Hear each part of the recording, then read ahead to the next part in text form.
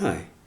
In this video, we are going to study the scaling property of the Fourier transform. So, what do we mean by the scaling property? Suppose that we have a Fourier transform pair, a signal x of t and its Fourier transform x of omega.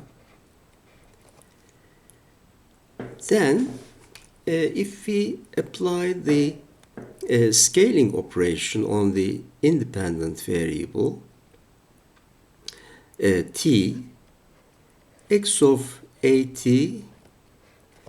will have the Fourier transform 1 over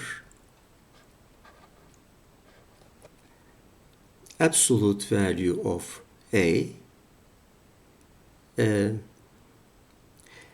x of omega divided by a, where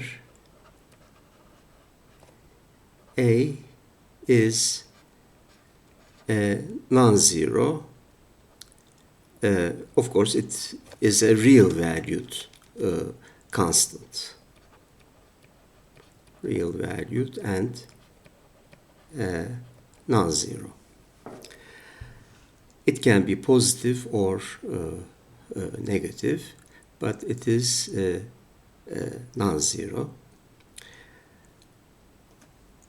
Okay, first let us prove this statement.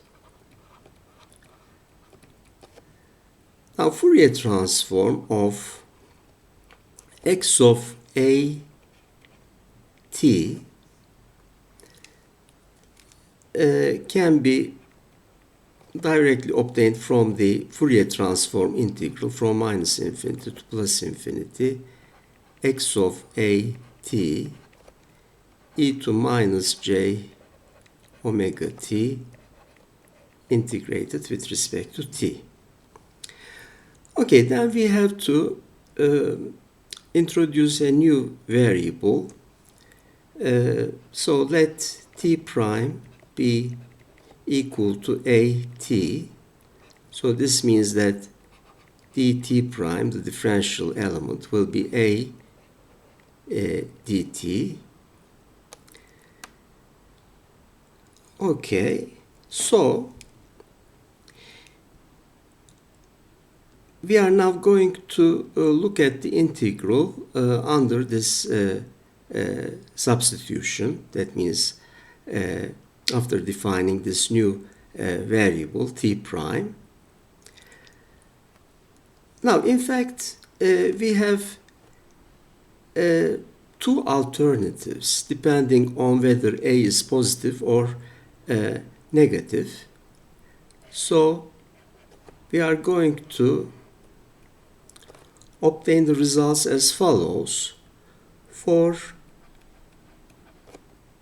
a positive, the integral becomes x of t prime, because at is equal to t prime, e to minus j.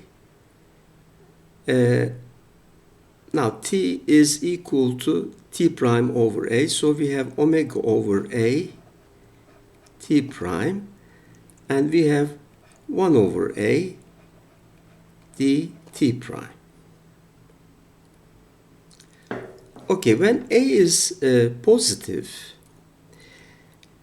when t tends to minus infinity, t prime tends to also minus infinity because a is positive. So this will be minus infinity.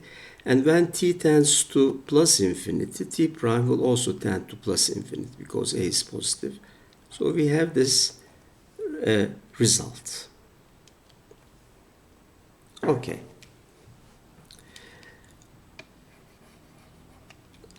Now, the other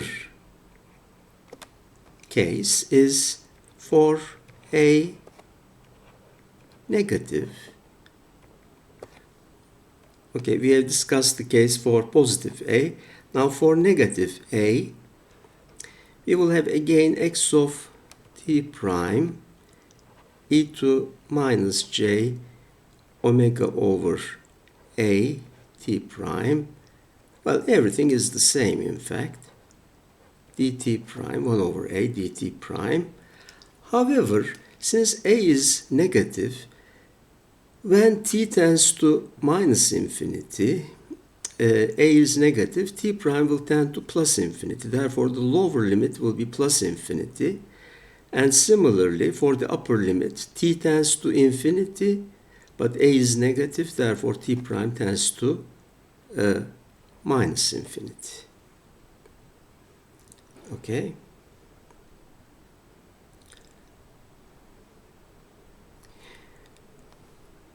Now, this, okay, let us write down these expressions once more. Especially, let us look at, okay, here for positive a, we have obtained an expression, and for negative a, we have obtained another expression. Let us continue with the case for negative a. Now we can interchange the integration limits that corresponds to a multiplication by minus 1. So interchange the integration limits. So we have from minus infinity to plus infinity x of t prime e to minus j omega over a t prime and 1 over a t prime. But now we have this minus sign because if we interchange the integration limits, the new integral will be multiplied by minus 1. Okay, let us call this expression for a greater than 0, the expression we have obtained. Let us call it star. And let us call this double star. So we can combine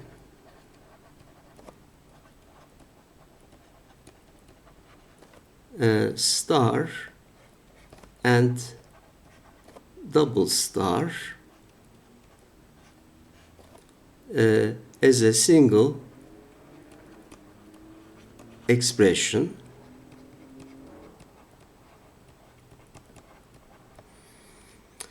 As follows.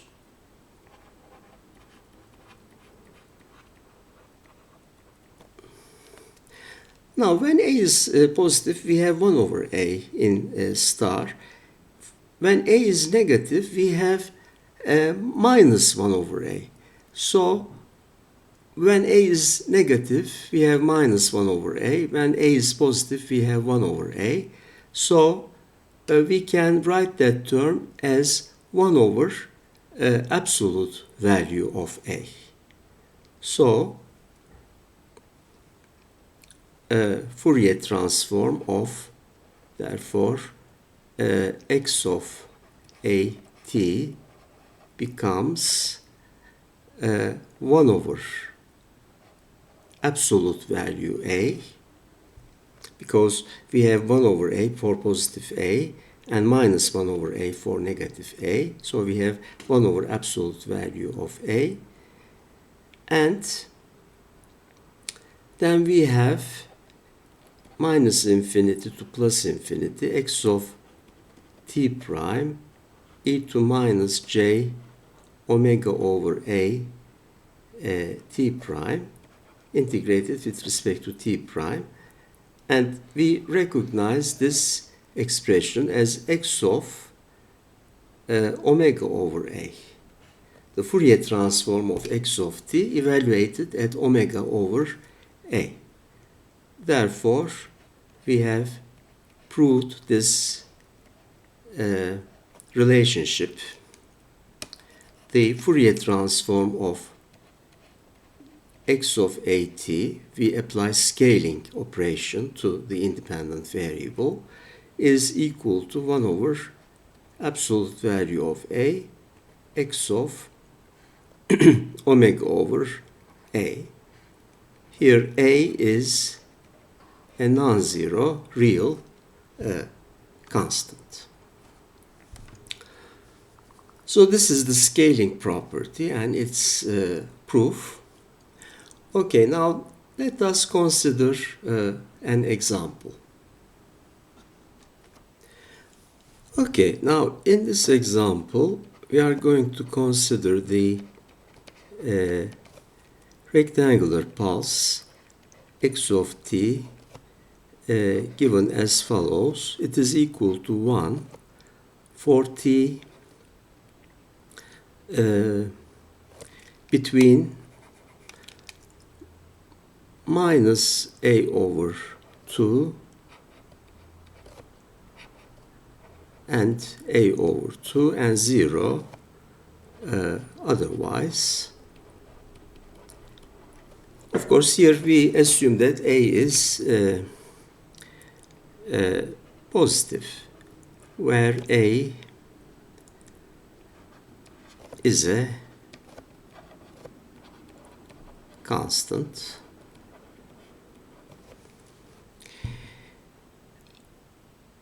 Okay, maybe it will be better if we choose x of t as follows. X of t is equal to 1 over a. When when t takes values between minus a over 2 to a over 2. And it is 0 otherwise. Now remember the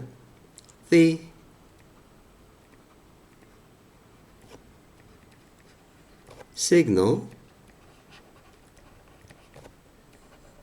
rect t, which is defined as 1 for t between minus 1/2. Okay, we can put an equality or, well, remember in the Fourier transform, these equalities will not be important. We may have the equality or we may not have the equality during integration. Just a single point in the integral will not contribute. And 0 otherwise. Now it is clear that we can express x of t in terms of the rect signal as follows. X of t is 1 over a rect t over a.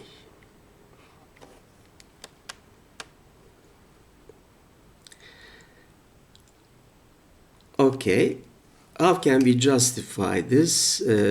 Because the rect signal is 1 for its argument between minus 1/2 and 1/2. The argument here is t over a, so t over a takes rect of t over a is equal to 1 when t over a is between minus 1/2 and 1/2. Okay, we can write it down here.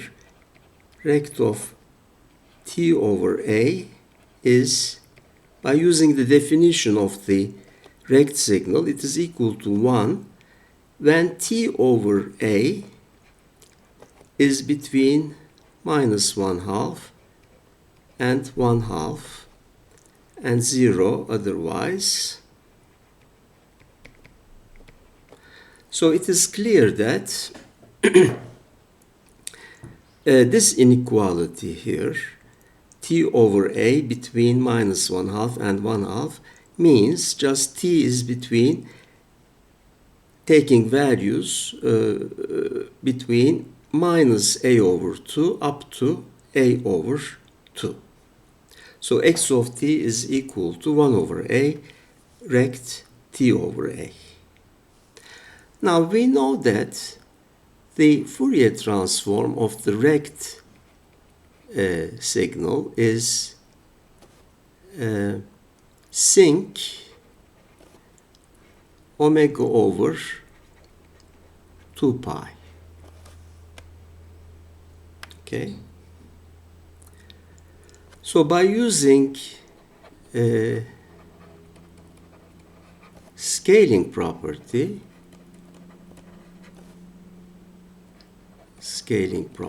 we can express x of t as 1 over a rect of 1 over a. In fact, we are also using the linearity property because we have a multiplication by 1 over a. So by using scaling and linearity properties, we can say x of t is equal to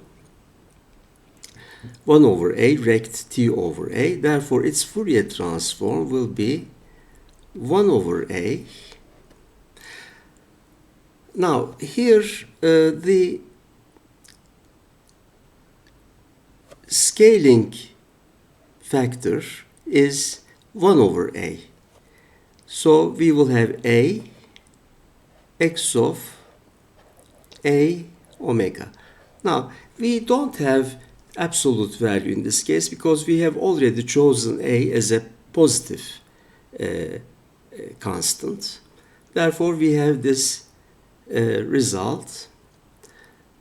So these a terms will cancel out. So the Fourier transform of x of t,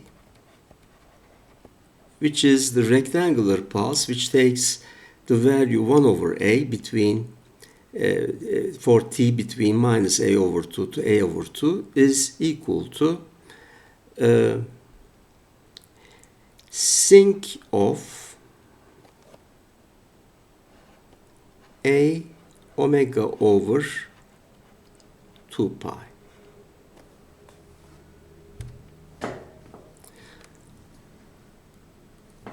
Okay. Now, when we plot the Fourier transform, which is the sinc function,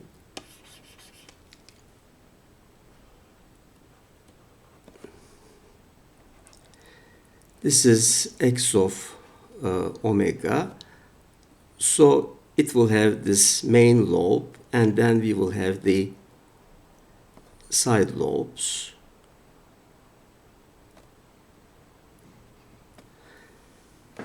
Okay, the zero crossings are at zeros are located at a omega over 2 pi equal to plus minus 1, plus minus 2, etc. So the first zero crossing is at 2 pi over a. The next one is at 4 pi over a, and etc. So here we have also the zero crossing. The first negative zero crossing is minus 2 pi over a. Now we observe something quite important in this specific example. If we plot x of t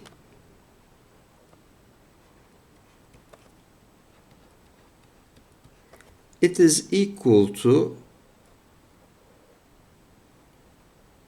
1 over a for a between minus a over 2 and a over 2. So the area under this rectangular pulse, the integral, is equal to 1.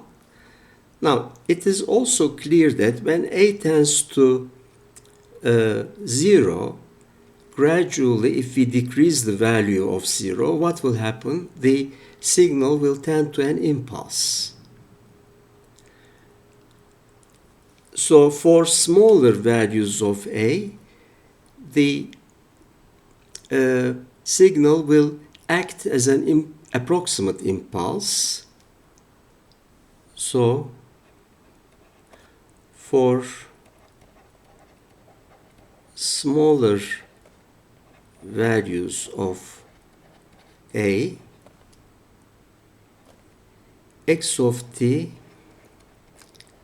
will act as an approximate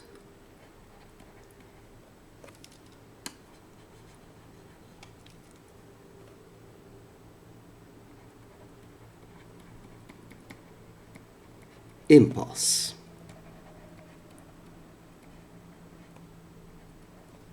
Okay.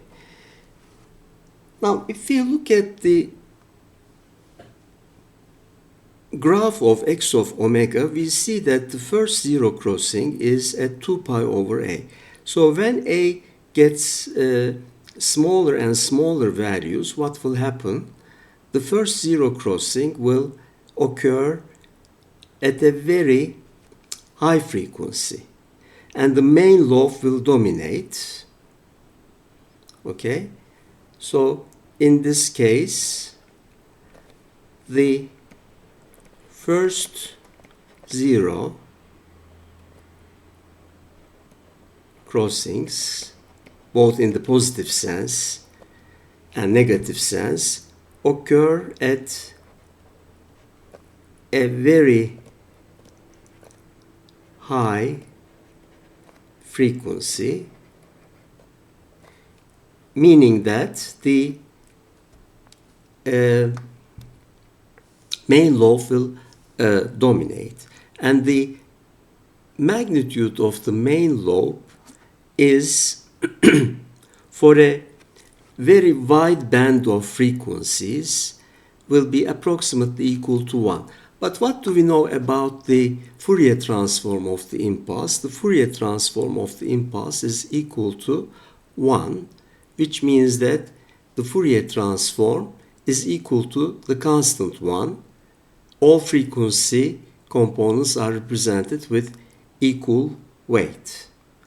So here we observe this result, in fact, by looking at the rectangular pulse x of t, which is equal to 1 over a between t between minus a over 2 and a over 2, and therefore when a tends to 0, x of t will tend to an impulse, and as a result in the Fourier transform, the first zero crossings, let us say, for positive and negative values, 2 pi over a or minus 2 pi over a will correspond to very high frequencies, and therefore the main lobe will be dominating, and that main lobe will in fact approximating the constant Fourier transform, which is equal to 1 of the impulse. Okay, thanks for watching.